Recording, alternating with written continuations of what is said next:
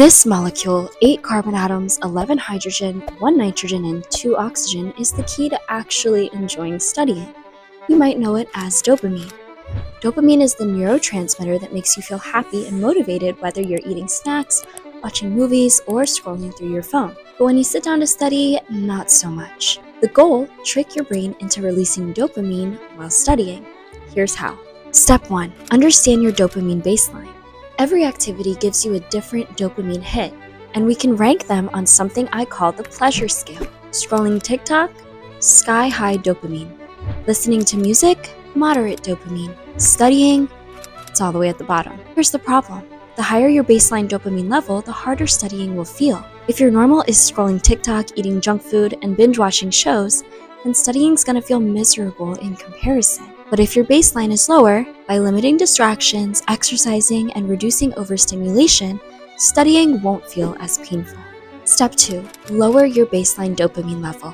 So how do we lower that baseline? It's simple. We cut back on high dopamine habits and reset our brains. Here's how.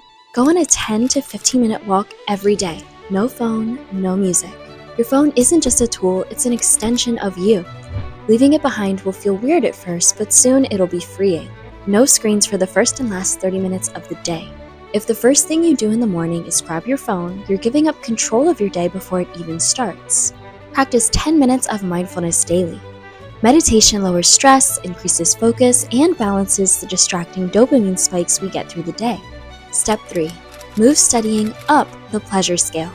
Lowering your dopamine baseline helps, but we also need to make studying more enjoyable. So here's how. First, where you study matters. A dark, cluttered space, no motivation. A well-lit, organized space, instant focus boost. If possible, switch up your environment. Study at a library, a coffee shop, or even outside. If you're at home, put on an ambience video to create a new vibe. Next, what you study with.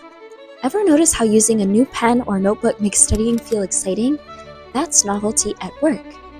You don't need to buy fancy supplies, but just switching up your study tools can really make a difference. 3. How you study. The problem with studying, the reward only comes after hours of work. The trick, break tasks into micro goals, small wins that give you instant gratification. Instead of just finish history notes, break it down. Read 5 pages, summarize key points, quiz yourself. Each checkmark gives your brain a dopamine boost, making studying feel like a game. Number 4. When you study, timing is everything. Studying right after school, great for minimizing distractions. Studying before bed boosts memory retention.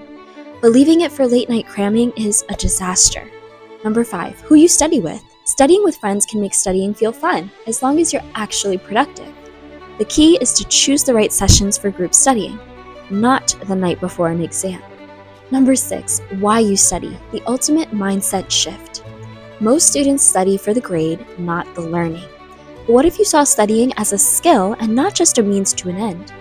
Instead of thinking, I have to study, try thinking, I get to study. Because at the end of the day, school isn't just about memorizing facts, it's about becoming someone who can think, problem solve, and adapt. Here are the final thoughts. Studying doesn't have to feel painful. By lowering your dopamine baseline and hacking your reward system, you can actually make studying enjoyable. So, start small. Ditch your phone for 10 minutes, break down your study tasks, and make your space work for you. Your brain will thank you.